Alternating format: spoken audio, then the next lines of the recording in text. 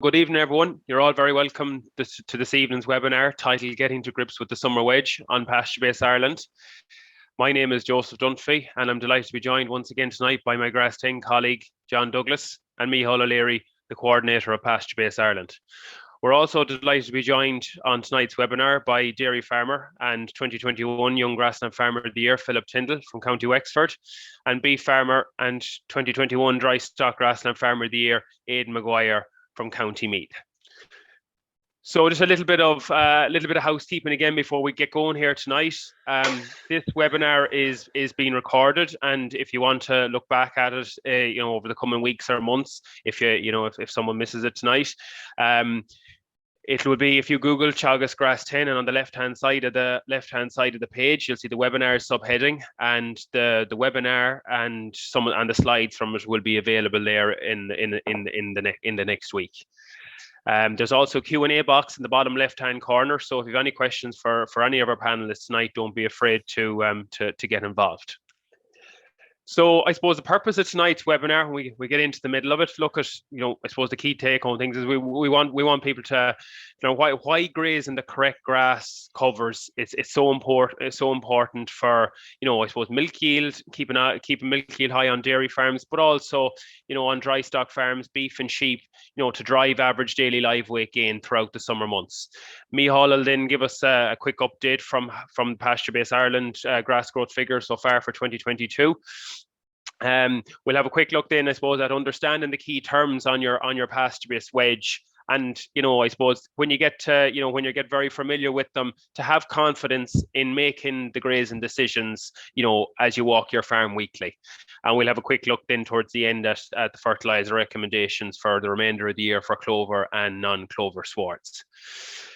So as we mentioned already, I suppose the spring point is out of the way. Grass growth has really taken off on a lot of farms around the country, and we're in probably if you can see over here on see here on the slide with the growing 14 tonne of grass dry matter per hectare and the Grass 10 targets.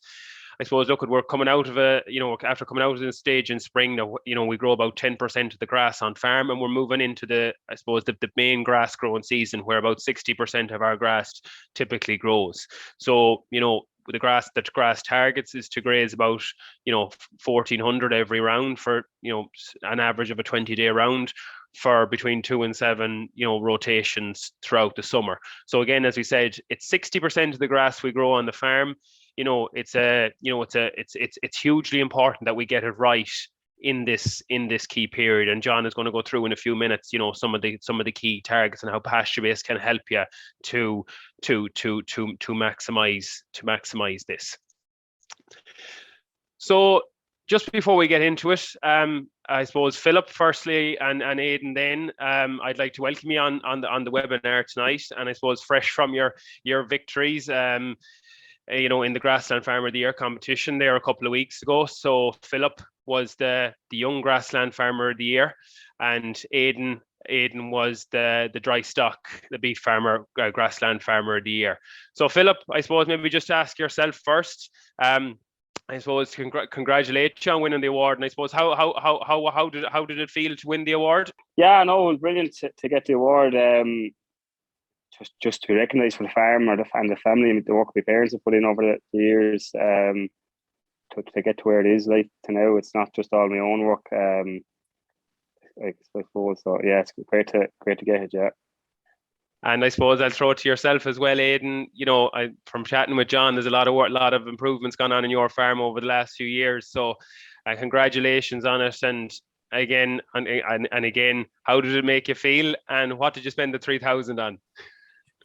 Well, I was delighted to receive the award. I really was. I suppose for the last few years I have concentrated on doing things as right as possible, and that, so actually to receive an award for doing that, it has my farm has improved immensely over the last few years, purely with the help of Teagasc and the advice I received.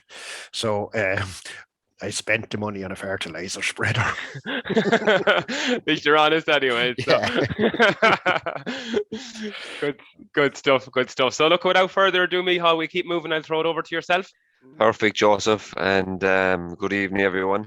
So I'll just give a quick update on growth rates, I suppose, from PastureBase Ireland.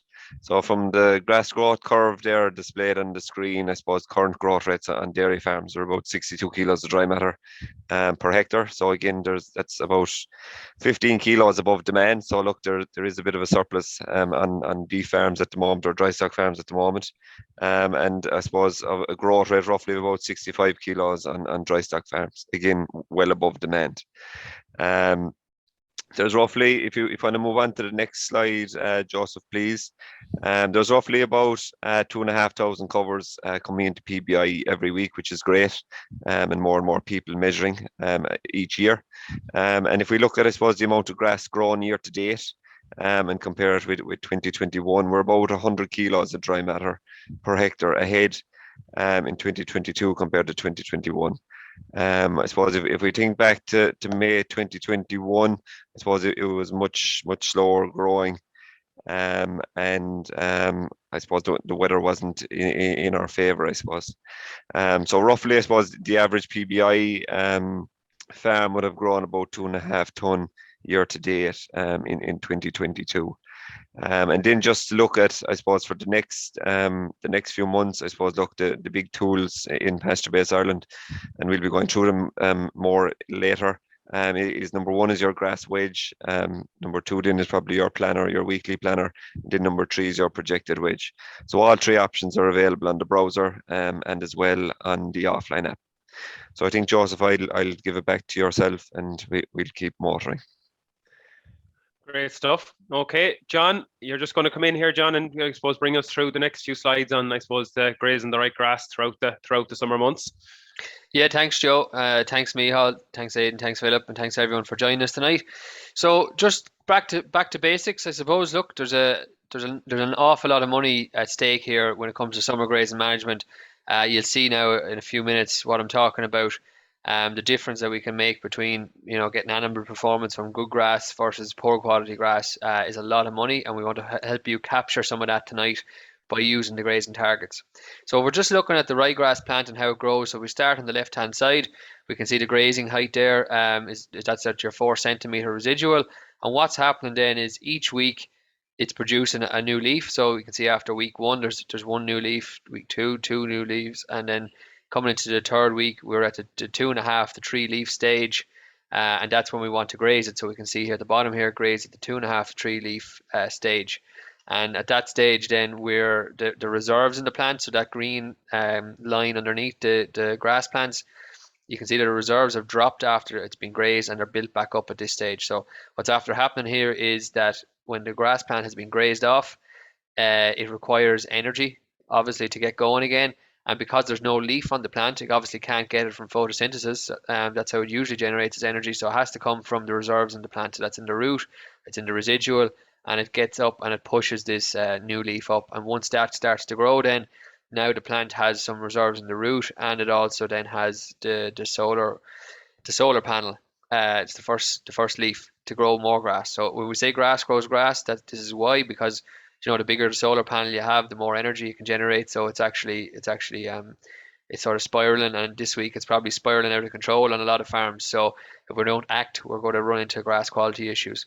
Then if the grass plant goes beyond this sort of 2.5 3 leaf stage, and what we look at now in a minute is you get this fourth leaf appearing, but as the fourth leaf is appearing, the first one is dying. So therefore you're automatically reducing the quality of the sward. And also then there's going to be more stem. So if you look at any of the strong covers on your farms this week and open them back and look down at the base of the sward, you'll see this stem coming up. And actually this week it's starting to harden, and it's hardening up and into true stem. And soon enough it'll be it'll head out. So just to look at what's happened there after the first leaf, we're just shy of 20%.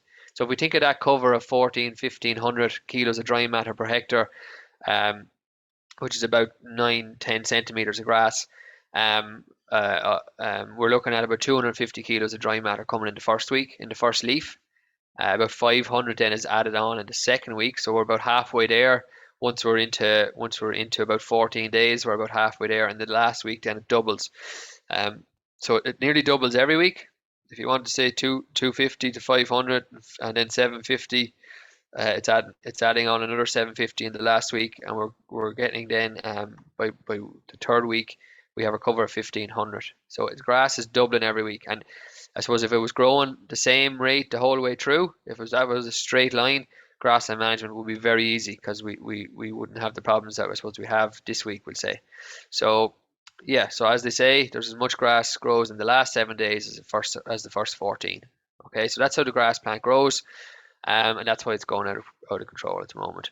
So just to give you an idea of the level of I suppose money that's involved here in terms of grazing good grass versus grazing poorer quality grass, right? So we said here on the left hand side that the grass plant is the 2.5 to 3 leaf stage. So you can see that type of typical grass there. See the 2 leaves are growing and the third one's coming up. So that's just about ready for grazing. And that's what it looks like on the ground there. You can see with the welly in it. It's a cover of 1400 kilos of dry matter per hectare. Nice sward. We look on the right hand side, we see the 4 leaf. So this is the 4th leaf has appeared now. And you can see that stem has, I don't know if you can just hover your mouse there, Joe. We can see that stem there in the grass plant has risen up from 4 centimeters up to possibly 7 or 8 centimeters there. It's all coming into stem now. So and that's about a cover of 2250 there. You can see there the wellies. You can nearly not see the welly at this stage. It's so heavy. But for every 5% increase in leaf, right, that increases the grass digestibility by 1 unit. So every 4% increase in grass digestibility will increase milk solids yield by 5% and live weight gain by 0.2 kilos a day. So if we look at the difference between the two grass plants there, there's about a difference there of, we say, nearly 20% in terms of stem, and because that's about 4 units then of digestibility, and then so if cows were forced to graze the heavier cover versus the lighter cover, there'd be a drop of about 5% in milk solids on that. And or the other way, or I suppose on the livestock side of things, there'd be a drop of 0.2 kilos a day in live weight gain on those covers. Okay, so the cows won't graze them out as well, and they're going to be poorer grass quality for subsequent rotations after that also. So that's where we see a big drop. So what's that worth then? So if we have 100 cows and they're drop 5% milk solids, we'll say they're doing 2 kilos of milk solids per day at the moment, and they drop by 5%. That means they drop by 0.1 of a kilo of milk solids per day. Over 100 cows, that's 10 kilos.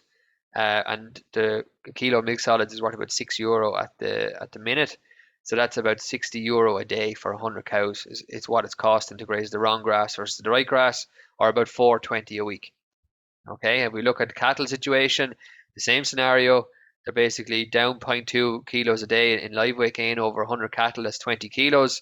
And if you're looking at that, then you're getting roughly around 250 a kilo at the moment. I'd say an average price for cattle in the mart. So that's about €50 a day or $3.50 a week.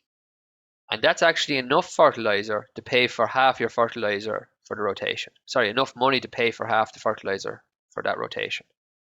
Okay, so when you multiply that out over 3 weeks, that's 1,200, and that's about 1,000 odd. That's enough money there to pay for half the fertilizer in the rotation. So you can actually half the price of your fertilizer that you're applying to the ground by grazing the right covers. So there's a lot of money to be gained at that. So if we want to flick on then, Joe. So and just to show you how, I suppose, what the state of pre-grazing yield is. So we judge the quality really, and by quality of grass we mean really the animal performance based on the pre-grazing yield. So that's the covers that the animals are going to graze. And we can see here from PastureBase, I'm not sure, maybe Micheal could say, I don't know if I think it's just for last year. The average there was nearly 1,700 kilos of dry matter per hectare, and that's probably given a May that was very slow growth. So, on average, I'd say each year it's probably higher than that. But really, there's only about 25% of the time that animals were grazing the right grass there, around that 1,400. Okay, most of the other time then they were grazing suboptimal grass, lower grass. So if you like to think about it, probably 3/4 of the animals last summer were grazing, and I suppose in our eyes were grazing the wrong grass. They were grazing covers mainly that were too heavy. And that's what we want to sort out with using PastureBase and good grazing management to get them performing optimally.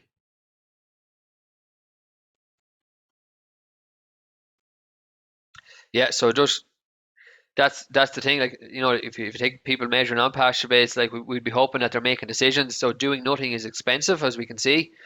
So we need to make decisions and act on it. And I don't think we could have got a more timely webinar really for this week with the way grass is growing. So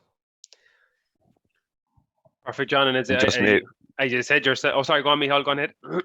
and just to add to that, I suppose, John, we had a look at statistics there over the last week, and 42% of farmers were grazing covers greater than 1,600. So I suppose it's, you know, it's happening today, really. And I think, you know, the last couple of Mays have been, you know, as we said, last May was quite cold. It was quite a late spring, and you know, things have really taken off, as John has said and Micheal has said in the last couple of weeks, and we're already at, you know, 1,1700 pre-graze, and you know, if farms aren't walked, and the lads are going to Aidan and Philip will mention it in a minute, the importance of walking the farm. If things aren't gotten under control now, you know, there is things could get out of control very, very quickly in terms of pre-graze and yield. So go on ahead there, John. yeah, so just coming to some of the targets we use, because the lads will be talking about them. So before we get into that, so the pre-grazing yield, that's the basically the cover of grass that's on the paddock. So we measure that in kilos of dry matter per hectare. As we said, it's the 2.5 to 3 leaf stage. A lot of leaf in the sward. It balances quality, the grass quality, and nutrition of the animal, and growing the most grass. That's the balance at around that pre-grazing yield, and we can graze the paddocks out well. Okay, so that's the covers of grass you want to go in and graze. The average farm cover is the average, I suppose, the average per hectare on the farm. So, and it's just a guide as to how much grass quantity is on the farm. And as a rule of thumb, if we double the average farm cover, if we have a nice sort of even steps of stairs on your wedge, if you double the average farm cover, it should be around the pre-grazing yield. So that's why we sort of say the average farm cover should be in the target of 600 to 700, because if we double that, we'll be around 1,400 kilos. Okay. And I suppose we don't want to let the average farm cover drop below 500 at any stage of the year, because we'll reduce the growth rates. Remember, we come back to that solar panel. Most of the grass plant is only going to be in one leaf stage if we're less than 500 of an average farm cover. And again, going up above that to a lot of farms up at 800-900 this week on average farm cover, pre-grazing yields, then double that, you're talking about 17, 18, 1900s. So we need to keep that balance right. Growth versus demand. So growth is simply what was on the paddock, we'll say 5 days ago when I walked it last, and what's on it today. So if there was 1,000 on it 5 days ago and there's 1,500 on the paddock today, there's a difference there of 500 over 5 days. That means the paddock has grown 100 kilos a day. And basically we use that figure and we can compare that to the demand on the farm. So the demand is got from your stocking rate multiplied by the dry matter intake of the animals. So, you know, if your demand is, we'd say 60 kilos and you're growing 100, well, then we know what's going to happen is that there's going to be a surplus coming onto the farm very quickly, because there's a difference there of, we'll say 40 a day. So 100 minus 60 is 40. And then if you add that onto your average farm cover, then, you know, in 5 days time, that adds 200 onto your farm cover. So if it's 700 today, it means in 5 days your farm cover is going to be 900. So again, that's why we need to be out walking twice a week during this high period of grass growth. Okay. Rotation length, so that ties in with the grass plant. It should be 18 to 21 days, but it does depend on the grass growth rate. So 18 to 21 is sort of the general guide, but it can sort of vary. So we'll say today, like Micheal give us figures there from PastureBase, most is nearly growing 80 a day. So if we're growing 80, we should be down to a 16-day rotation. So if we take a growth rate of 80 and multiply it by 16 days, we're going to get about 1280, or say call it 1,300 kilos of grass grown in that period of time, plus a bit of residual, and you're at your 1,400 there very quickly. So we should be tightening up rotation then now back to 16 days. Okay, that's where everyone should be at this week. So just for the targets on the dairy farms then, so they use the cover per cow or cover per livestock unit. But basically the target should be sort of around 160 to 180, so probably pushing more towards the 160 this week, because grass growth rates are so high. And I suppose that's a balance between grass supply on the farm and grass quality. So it generally means that if cows are eating 16 to 18 kilos of grass, dry matter, that then if we divide that into 160 or 180, you're getting sort of 10 to 12 days grass ahead. And you're sort of sitting then, if you have 10 days ahead of you and 10 days behind, you're sort of sitting in the middle of the rotation, which is sort of where you want to be.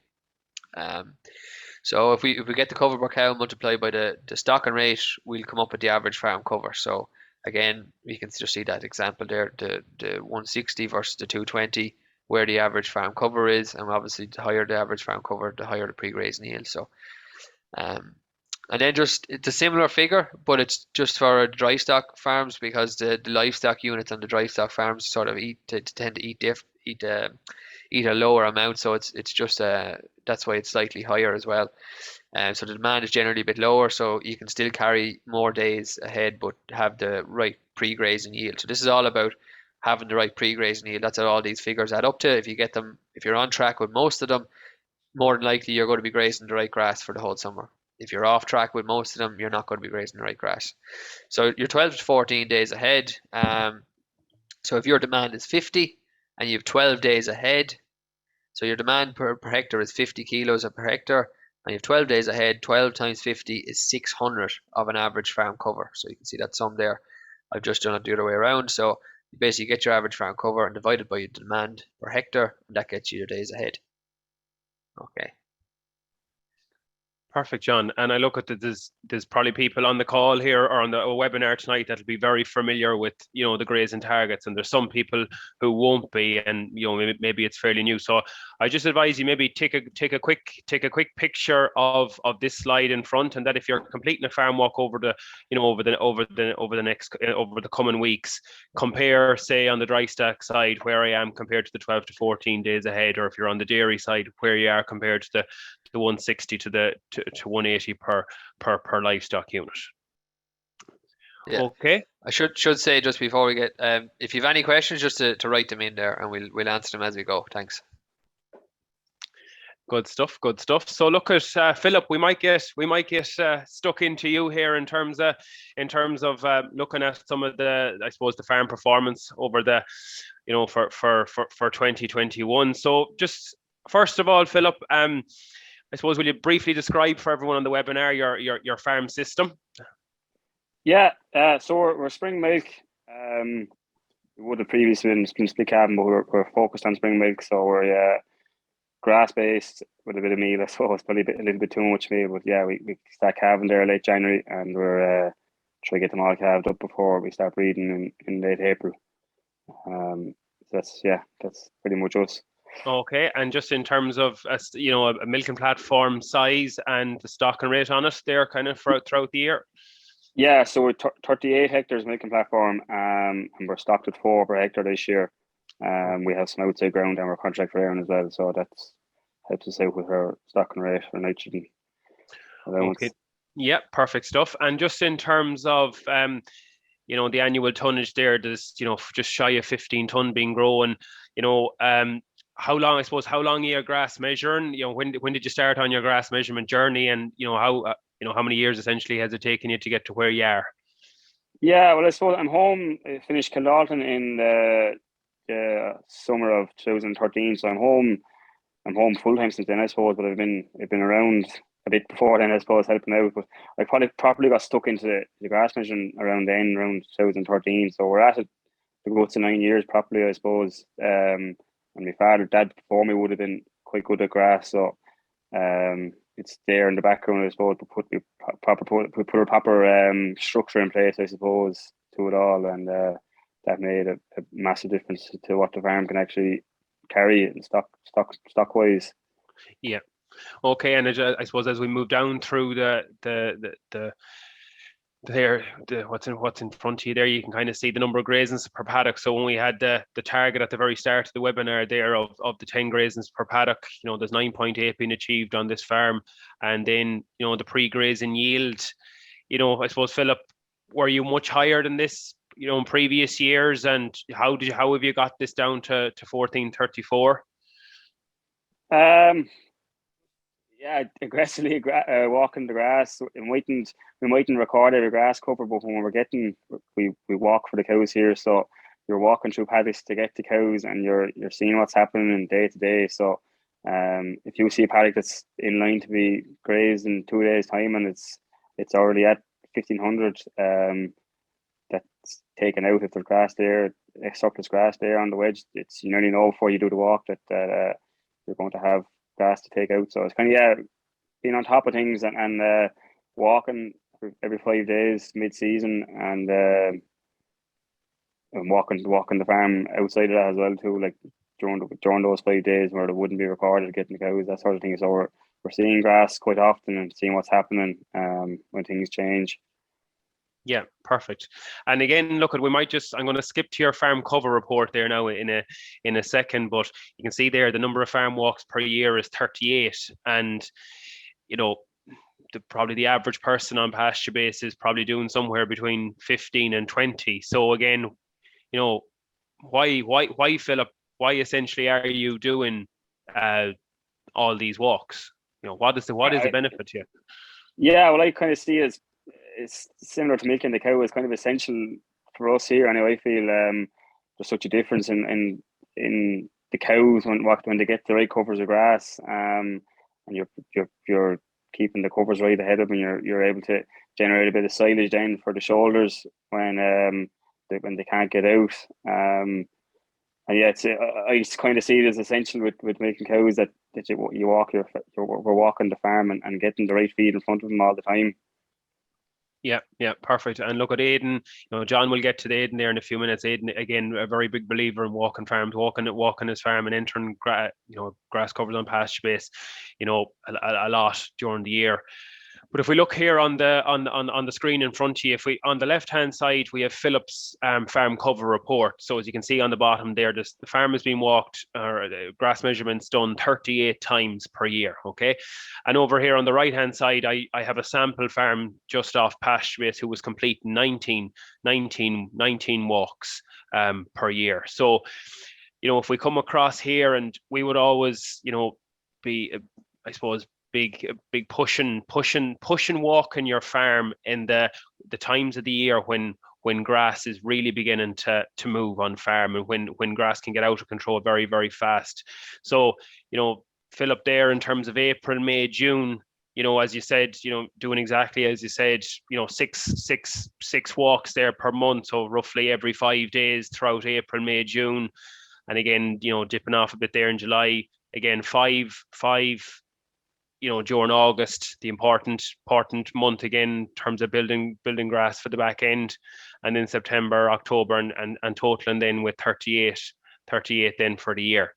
So when we compare then to the average, we take a sample farmer off PastureBase, there's not nearly enough being done throughout those months, April, May, June, where grass is really beginning to take off. So, and again, Philip, there a couple of images there from your farm. You want to maybe take us through? Oh, sorry, take us through. Sorry, this is gone a bit mad at me here.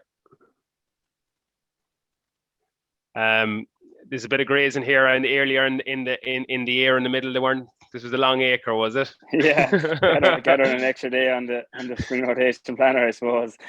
They left the flowers though. They didn't go away with them, did you? Yeah, no.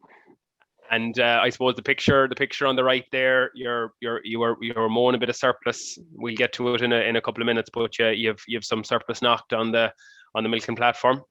Yeah, we've 20% of the milking platform knocked. So we nearly have about 25% of it in silage. There's a field there for silage, so we're stocked at 5.4 at the minute for this kind of week, I suppose, to try and keep the growth up, match with demand. Okay, perfect. That's great. Micheal, you might just take over and go over to PastureBase if that's okay. Perfect, Joseph. So I'll just if you can stop the chair there for a second. Yeah, perfect. And hopefully you should be able to see Philip's grass wedge. Yeah, you just might move down ever so slightly, Micheal, just that we get the few KPIs there, if that's okay. Yeah, perfect.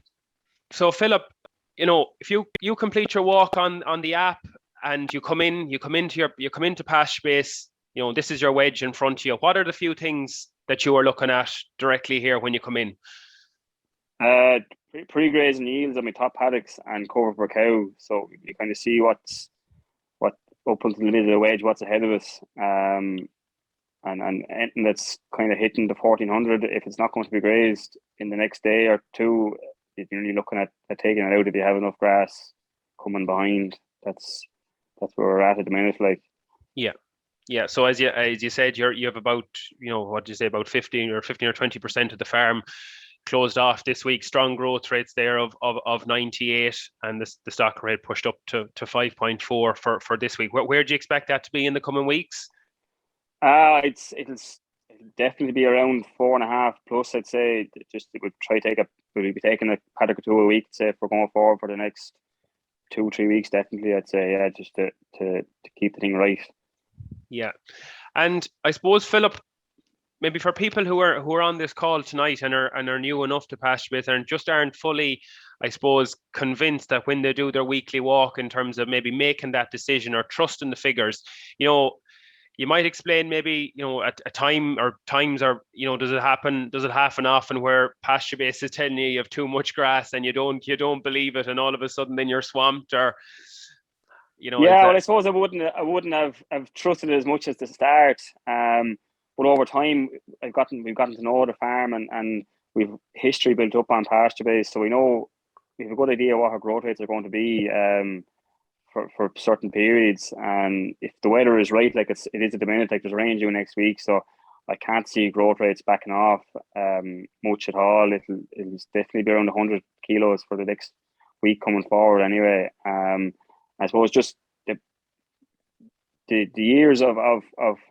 grass measuring builds up in your history there on PastureBase, and you can make decisions gone back on previous years, and you can see where your major mistakes as well as that. So yeah, like experience kind of is a lot of it. But yeah, getting out there and doing it, and seeing the results in the stock, be it beef animals or dairy cows in the milk tank, it's you'll see it nearly immediately in the milk tank, which is it's hard to deny. Like, yeah, perfect.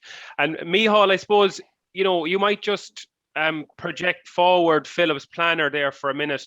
Just if a farmer is on here tonight, you know, they're querying with taking out a paddock or two for bales this week now, and maybe just need an extra little bit of confidence that, you know, with a week of, you know, good growth rates, that I suppose where the wedge is going to be in 7 days' time. Exactly, Joseph. So I suppose what the projected wedge does is, I suppose, it projects ahead 7 days, and as a default, it uses the current growth rate. So Philip's current growth rate is 98 kilos, and we can see that his demand here is 84. So we use those figures and we project ahead into the future in 7 days ahead, and we calculate his average farm cover per livestock unit, so many days ahead, etc. And you can see here, this is what the wedge will look like in 7 days' time. These paddocks on the right hand side, these will be grazed during the week, during the 7 days, and I suppose the rest of the paddocks then are increasing in cover. So I suppose, as Philip said, that he thinks growth rates won't be decreasing anytime soon with the weather forecast. So I suppose you can update your projected growth rates here, so we can change this to 100 or 120, or maybe it might be the opposite way, that maybe growth is going to slow down when we can put in 70 here, and we can just update it and it'll recalculate the figures for Philip's farm. So I suppose it's a handy enough tool just to see what's going to happen in 7 days' time if I get a growth rate of X and my demand is Y. Great stuff, Micheal. So yeah, that's perfect. You might just go back to the normal wedge there.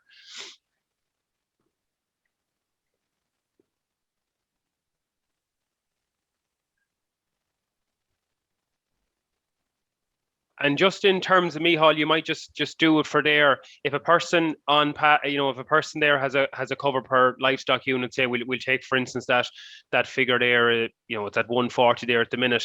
If I wanted, or say that figure was at 200, and I wanted to see where my wedge was with taking out that first paddock there, say that paddock 16 at the top of the wedge is at 2,200. Well, you might just show us how to take that out, if that's okay. Sure, yeah. So I suppose there is two options or two ways of doing it. You can simply click on the bar on the wedge, and you can see this status here, status option. So it's currently in grass. That means it's available for grazing, and we can either change it into silage cut later or silage cut now. So silage cut later would be kind of more of a long-term silage. The silage won't be cut for a couple of weeks, maybe a week to 2 weeks. While silage cut now is that you do a cover today, and the silage will be cut the day after. So if I just go silage cut later for this option here, click on save, and it just takes a second in for the wedge to update. And paddock 60 now is gone off the wedge, and you can see our figures here are recalculated. So our cover per livestock unit is after dropping, and just in this case, it's after turning red, I suppose, because it's gone below the targets. So if we scroll down here, then again we get a list of our paddocks here, and we can see our paddock 16. So if we want to bring that back in to the wedge, so just back to grass, and then if we scroll up the page, paddock 16 is back here, and we're back at the 140. So I suppose you can do a lot of what if scenarios. We could take out maybe paddock 14, see what would happen, 22, what would happen. But I suppose Philip has the changes done. I suppose maybe Philip, you might comment when you did this cover a couple of days ago. What kind of a wedge were you looking at, or what was your highest paddock here on the left before you made the changes? Yeah, I did a walk on Tuesday, and there was paddocks there that were grazed 21 days, and they were heading for 2 tons, so they weren't fit to be grazed at all. So yeah, we kind of knew immediately they'd be taken out. They were due to be grazed anyway at 2 days previously, so I hadn't the cows didn't enter them at all. Like, I knew what I meant when I walked into them, that they were gone too far. And I'd only done a walk 6 days previously to that, like, and they were sub 1,000, so they done a lot of growing in those couple of days. Yeah, good stuff. Yeah, so you knew straight away by the pre-grazing yield was far too high. Yeah. Good stuff. That's perfect. So look at Philip. Thanks a million for that. I suppose. Look, we just to summarise before we move on to Aidan. From Philip's few points there, walking the farm cannot be understated. Like, it's hugely important every week. When Philip comes on to his wedge, he looks at the pre-grazing yield and the cover per livestock unit. Direct there, the few key things he looks at, but then also have a quick look at that growth versus demand. And I suppose something I always like to look at myself is, if there's a difference of 15 between my growth and demand, that's going to put 100 on my average farm cover every week. So it's just a nice figure to have in the back of your head. And on a lot of farms this week, we're definitely going to get 15, 20 comfortably of a difference between growth and demand. And I suppose the last 2 points on that is just to project the wedge forward. If you're a little bit unsure of taking out a paddock or two, and run the different scenarios to take out, as Micheal showed there, take out a paddock or two and see where your wedge is. Okay, Doc. So thanks, Philip, for that. John, I'm going to throw it to you. Yeah, myself and Aidan, you're going to share that screen again, Joe, are you? I'm sharing it here now. Can you see that? Yep. Okay.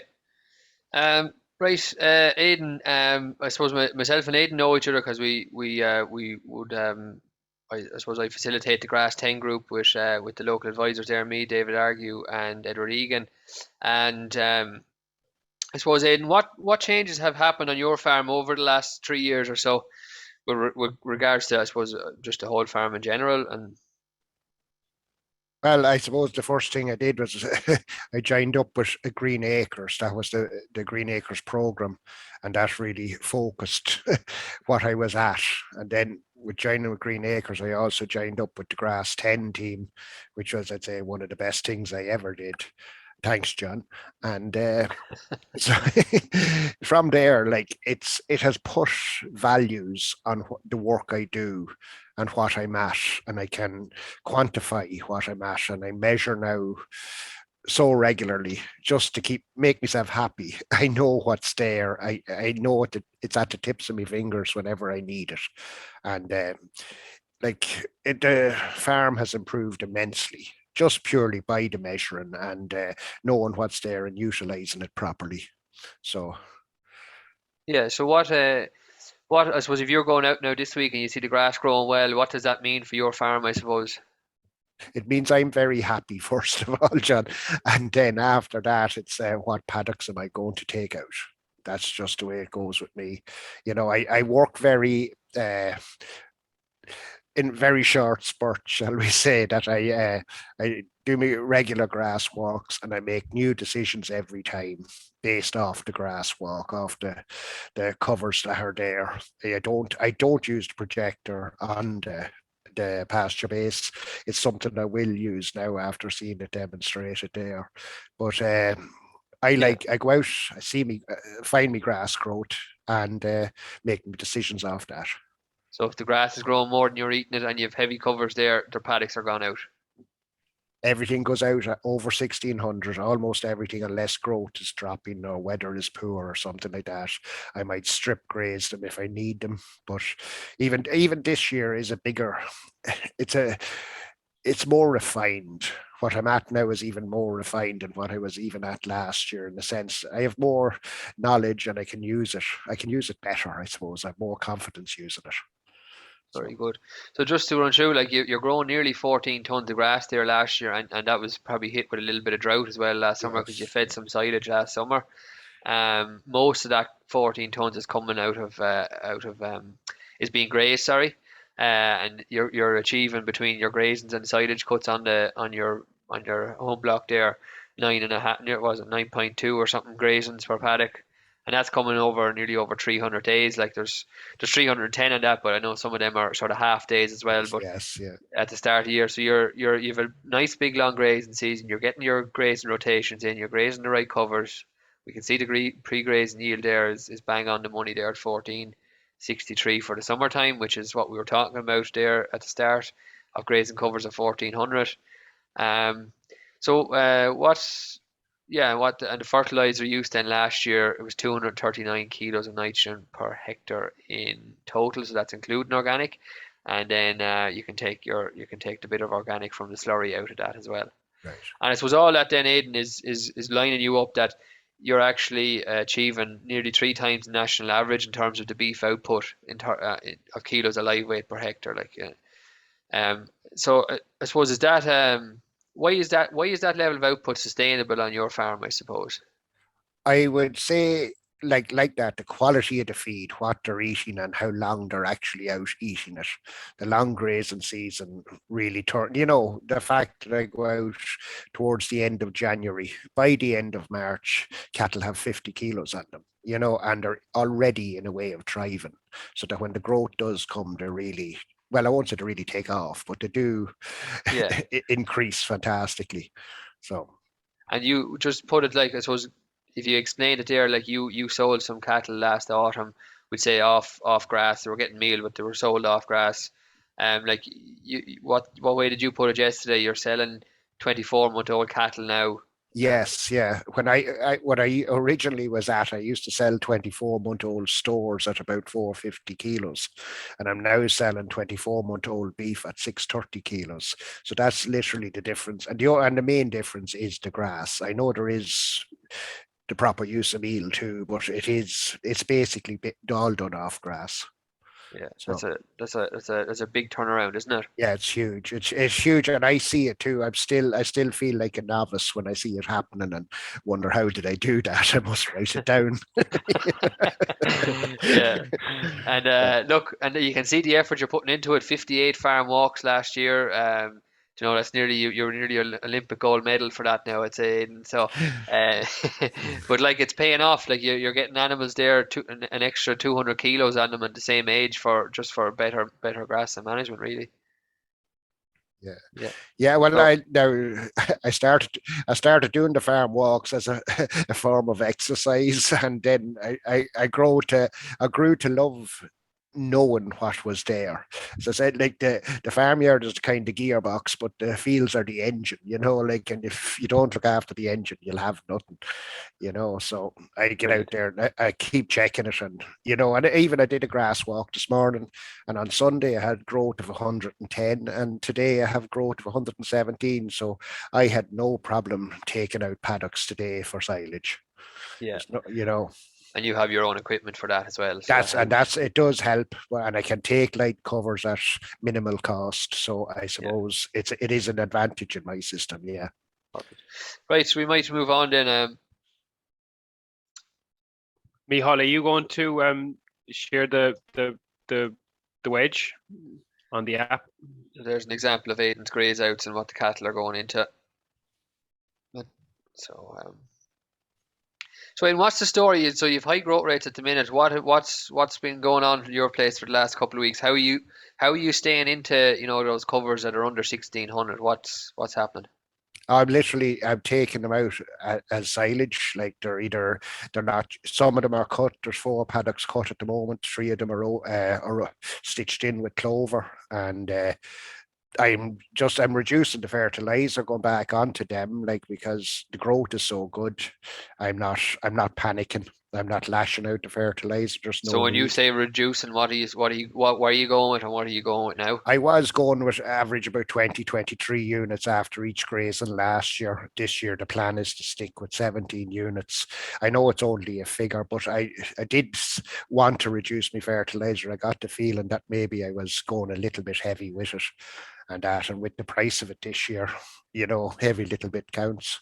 Yeah. So I literally taken out paddocks as soon as they're over the 1600, and like if perchance I have to graze them, they'll be grazed with a strip wire, you know. Yeah, So, but that you won't have to graze them for the next week or so, as Philip was saying. Like, things are going to yes, grow well.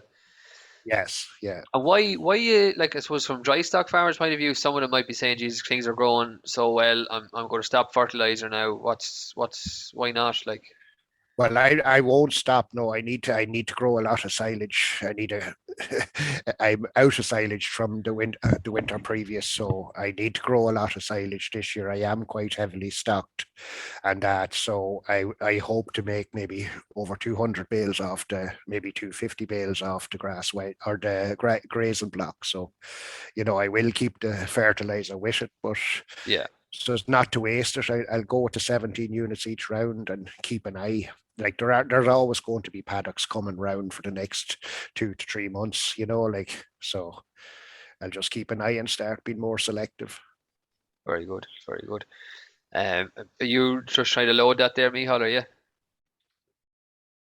You're on mute there. So just what Micheal is going to show us, he's just going to go through the app this time on Aidan's example. So we've gone through the desktop example earlier. So, Aidan, are you looking at average farm cover? Are you looking at your days ahead? I know obviously you're very focused on the pre-grazing deal, and we can see from the figures that I did earlier, that's the one you need to focus on. But are you using any of the other sort of targets on PastureBase to keep you on track, that you're not taking out too much, we'll say, or running the farm cover too low, or?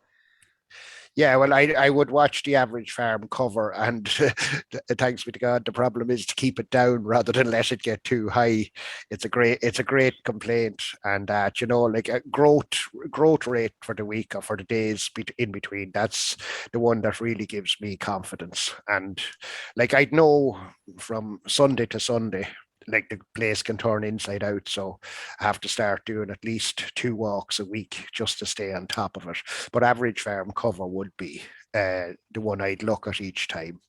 Okay. So And many paddocks you took out 4 on last week on Sunday when you walked it. Have you taken out more since? Have you decided today to take out more? I've taken out 2 more today, I think. Yeah, Okay. there's 2 more earmarked for going out, like, and they will be cut. Unfortunately, I had gone with fertilizer and have to wait now a week until it's out of the grass before I'd mow it. Yeah. But I suppose your demand on your farm at the moment is what, Aidan? Is around 50, is it, or something? Or It's 61, I think. 61. All calves are out now. Yeah. Yeah. So even though I suppose when we're talking about taking out surplus grass on your pasture base, some of the reason you might choose cut later, or the reason you might choose cut now, if you're very highly stocked and you have a high demand for grass, you need to take stuff out, very quickly. Like Philip's there is stocked at 5.4, or demand is 80 something. So that grass has to come out, sort of straight away this week, or you run the risk of, maybe in 2 or 3 weeks' time, if things get drier and your growth rates drop, that you don't actually have grass coming back. But in your case, Aidan, even though you have 1 or 2 that were fertilized, you can actually afford to take them out for a week or two. Your demand is still only 60, so the grass will surely grow 60 for the next 3 weeks anyway. So at least, so you're Yeah. probably all right taking them out for if they have to stay out for a week or 10 days. Yes, well, yeah, that's as far as it will go. It'll be the next opportunity they will be cut. It's just I wanted to give it as much time to both utilize the fertilizer and make a bit of quality silage. Yeah. I suppose just before Micheal comes in there, sorry, just there's a kind of a question in on that in terms of, I suppose, the practicalities of cutting lower covers. And I know, Aidan, you've your own gear. The question is here, I suppose it's really, should I be leaving some of the say, if there's something at 16 or 1800, can I leave it into in with the first cut silage, or do I have to cut it now? And I suppose it comes back to what we were discussing with Aidan already, with Philip already, that maybe have a quick look, project your wedge forward if you can survive without it, and depending on what stock stock you have on your farm. If you might want some really good quality bales that you might want wrapped up in the next few days. But if you can survive without it and you want to go in with the main pit, check your days ahead figure, check the cover per cow on your farm, and see can you avoid it. And I suppose other ways of going about it, maybe with contractors, is maybe you have your own gear to maybe mow it or something like that, and that a contractor only has to rake it and bale it. That might help the situation for lower covers. Sorry, Micheal, go on ahead. Perfect. So I'm just logged in here on my app here with Aidan's profile. So everything is fairly well up to date. You can see that it's synchronized there today, just before 7 o'clock, before we came on. So if we just go into cover data, the first option there, and we can see that we have grass cover, livestock, and planner. So if we just go into grass cover for the moment, so this is Aidan's latest grass cover. So you can see all the different options there. And if we just click on view wedge, that's what Aidan's wedge looks like at the moment there. So that's what his wedge looks like. And just you can click in on summary up the top right hand corner, and we'll be able to see his details. And I suppose Aidan already mentioned at a very high growth rate, over 100, and stocked fairly high, and 12 days grass ahead at the moment. And just for the next few seconds, if we just go back, we go back to this list here, so we just keep going back, and we can see then the third one down here called the planner. So if we just click on this one here, and we'll just leave it on this screen here for a second. So we can see, I suppose, the paddocks, which are in front of us here.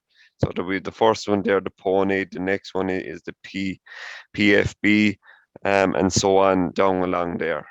Then just to draw your attention to the figure on the left-hand side. So we have a 1575 in large writing and in small writing. So the small writing is the measured cover. So 1575 kilos of dry matter per hectare. So that was measured. And by the time we get to that paddock, it's top of the list on the wedge. So look, the cover is going to be the same on it. So we have 0.8 feed days. So if the animals go into that paddock, they've just short of a day's feed in that paddock. And then if we move on to the second paddock, PFB, again, the measured cover is 1450. And by the time we get to it, which will be in a day's time, the cover again will be the same at around 1450. So Micheal, just to clarify that, what you're saying is they're basically the paddocks they're going into next. That's why they haven't increased any. Is that exactly? Yeah. So they're the paddocks at the top of the wedge, on the left hand side of your wedge, and they're the ones that are next for grazing. Exactly. So then, if we move to the third paddock, PIC1. We can see that the measured cover is 925 kilos dry matter, so the small value. But by the time we get to it, in about 3 days' time, the cover will be after increasing up to about 1150. And we can see at the top of the screen there that we are using a projected growth rate of 117. And we can change that there if we want to 100. And you can see that our figures then have updated. If the sequence, for example, if we wanted to graze PIC4, that paddock there, if we wanted to graze that first, if we just click on the arrow here beside it, and you can see that that paddock is going up the list all the time. So for some reason, if we wanted to graze PIC4 first, we can just use the arrow there beside it to push it up towards the top. And you can see down along, I suppose, the difference gets bigger, I suppose. If we see H2C, that particular paddock, it was measured at 1400, but by the time we get to it, in 6 days' time, there'll be a cover of 2000 on that paddock. If we get the growth rate that we're expected, the predictive growth rate of 100 kilos. And then finally, maybe just as we touched on with Philip, using the projected wedge, if we just set our projected wedge here, so we want to see the wedge after 7 days, after 1 week, click on projected wedge here, and that's what Aidan's wedge would look like in 7 days' time. So I suppose we can see that there's a lot of extra grass around, and that's mainly driven by, well, it is driven by, I suppose, the high growth rate, and the difference between the growth rate and the demand is driving that there. So I suppose, look, it gives you a good visual of what's going on, and I suppose our previous conversation was talking about pre-grazing yields, and if we looked at that projected wedge, our pre-grazing yield is heading for 2,000 kilos of dry matter, which is way too high for any type of stock to be grazing, really. And then maybe just one final point, I suppose, that maybe we haven't mentioned already, is, I suppose, we can see that these figures here, feed or days feed. So for example, if we go into the first paddock here, PIC4, they should get a grazing or half a day's feed in that particular paddock. So for example, if we put the stock into that paddock and they get 2 grazings out of it, we know that there's something wrong at our measurement. So it's probably just using a back calculation. We know how much stock is gone into the paddock. We know roughly how much they're eating, and we know the area of the paddock, so we can calculate the cover in which they entered into the paddock. So it's just called the back calculation, and I'm not sure whether the 2 lads use that or not, or they might comment if they do. Okay, Joseph, I'll leave it to yourself. Yeah, Philip, do you want to come in there on the back calculation? Would you use it? Yeah, definitely. It's a great tool to get your eye in as to what's coming off. Like you know straight away whether you were right or wrong with that last paddock of grass, and if the next paddock of grass looks similar to what the cows are into, you know pretty straight away that you're on the wrong track, and you have to go looking to where you're to go next. Yeah. No, it's a great tool. So thanks a million to the lads there for their input on that. This is just a handy tool. Some work by Joe Patton there on on I suppose the relationship between the surplus, I suppose the summer stocking rate and the amount of grass you grow on your farm, and the amount of surplus bales that are grown off in, I suppose, that are taken off the platform at the different stocking rates. And I suppose, look at again, it's like what Philip said earlier. He has a number of years measurement on PastureBase. He knows what he knows what the farm is able to grow over the summer. And look, we had a quick look at some of Philip's data before the webinar, and his average growth rate over the summer there is somewhere around what was it, Philip? There is it around was it around 70? Yeah, in around 70 for last summer. So I suppose when we divide back Philip's stocking rate there, it was given a grass intake of in around 16. So, allowing for a couple of kilos of meal along the way, it's kind of on the money there for the couple of months. Whereas if you had a farmer that was growing a lot less grass in the summer, but that was at a similar stocking rate, a lot more feed would have to go in to fill that balance. So essentially what's going on here is on the left-hand side, the annual growth, tons of dry matter, so 10, 12, 13 and a half and 15 and a half. And as we move over through the different stocking rates, so again, this is a good one just to take a picture of on it and come back then. So essentially, it's just showing the amount of surplus bales that are growing, surplus. So if we take stocking at 4 for the summer and us growing 13 and a half ton, there'll be 3 bales per hectare surplus off that platform. Okay, and what we would say, three bales per hectare, it's a little over a bale to the acre, and we would say that that's kind of needed in terms of tidying up paddocks throughout the summer. I suppose if you're a very high stocking rate and you're continuously going into paddocks, paddocks will have to be hit with a more, for dung pads, at some stage throughout the summer. So allowing that little bit of meat in the system, at the different stocking rates. But again, it all comes back to the grass measurement over a number of years to see where you are and where is best to pin your summer stocking rate on it. Okay, so just over here on the right hand side, the one with the star is that it's at 4.5, like livestock units per hour, cows per hectare for the first cut, and then 3.5 for the second cut, and it's similar. So just again, something to take a picture of and work out for your own farm. John, do you want to come in here just on the fertilizer? Mute. Yeah, sorry. This is just the fertilizer strategy, I suppose, for within the new regulations of grass, 225 kilos of nitrogen per hectare. So they are kilos per hectare, and they are for each rotation in the yellow.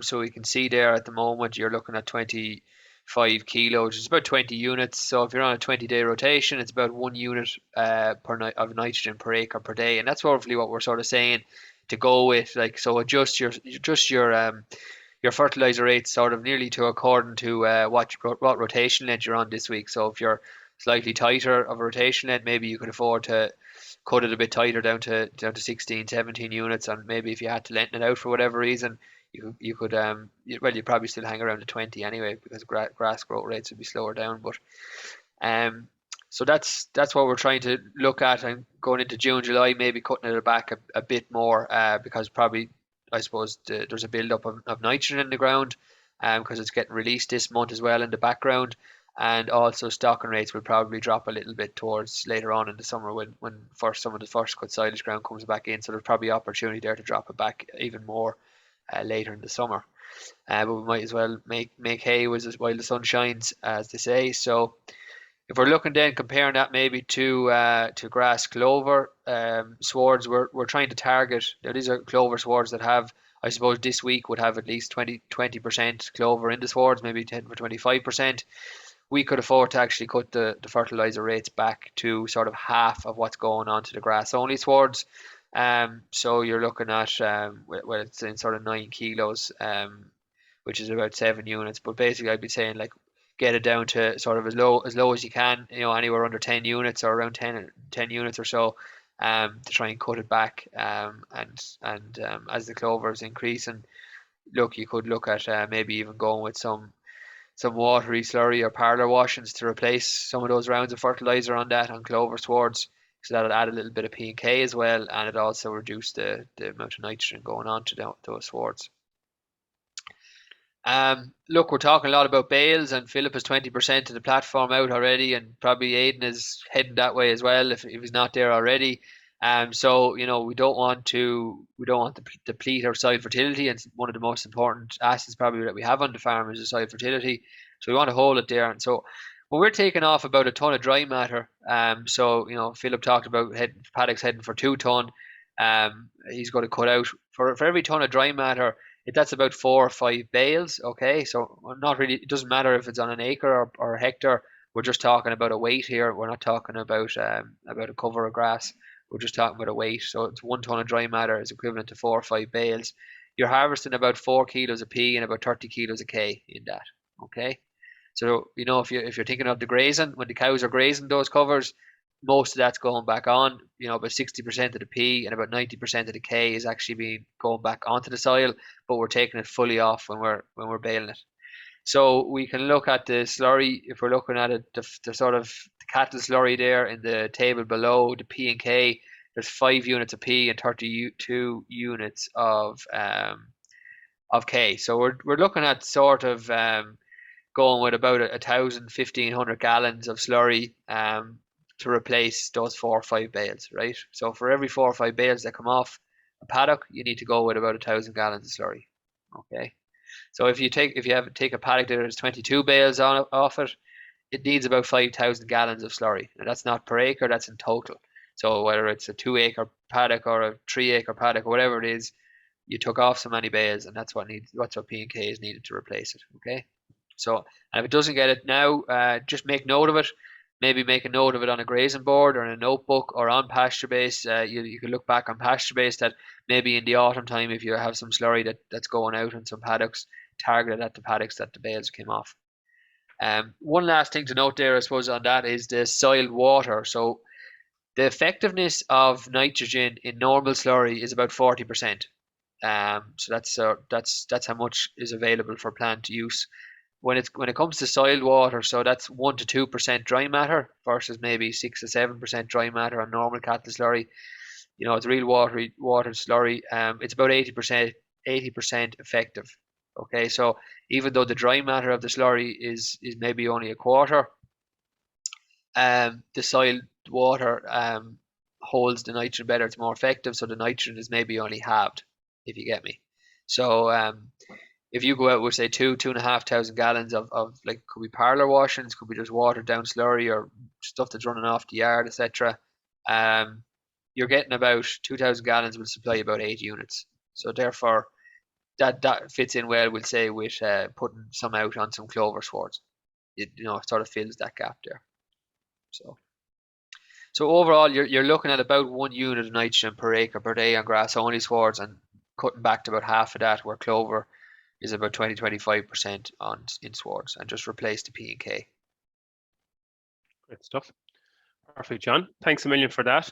So look, I suppose just to summarise, we're just gone over it about an hour and 10 minutes, so we're bang on. Just to summarise what we've talked about so far throughout tonight's webinar. Look, John went through it at the very start. The correct grass earns you more money, whether it be in your milk tank or whether it's on daily live weight gain. You know, going into the lighter, the 1400 covers, you know, a lot of leaf, you know, which would be a high DMD grass, you know, will do the business for you. Use the grazing targets, as we had mentioned already, to manage grass throughout the summer months. So be days ahead on Drystock farms, or be your cover per livestock unit on and your farm cover, say on a dairy scenario. You know, as discussed as well, join a grass 10 grazing course in your area if you know, if you want to learn off similar thinking farmers. And you know, it's you know, there's farmers there, there's good grass groups throughout the country, and you know, get involved. And lastly, as John summarized there, use your fertilizer wisely and replace paddocks that are baled, you know, with P and K in the form of slurry. So did the lads want to leave any final word in case we missed thanking Joe, Aidan or Philip? Have you anything more to add to what we said tonight? No, I haven't anyway. I'm very happy with that. Thanks. No worries, Aidan. No. Thank you. Yeah, no, same here. Yep. All good. Perfect. So look, just before we finish, I'd like to thank John and Micheal for coming on with me tonight, and also look at our two guests tonight.